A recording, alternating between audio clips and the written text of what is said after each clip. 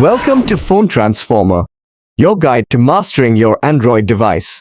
Today, we're diving into how to delete a message on your Android device. Don't forget to hit that subscribe button to stay updated with our latest tips and tricks.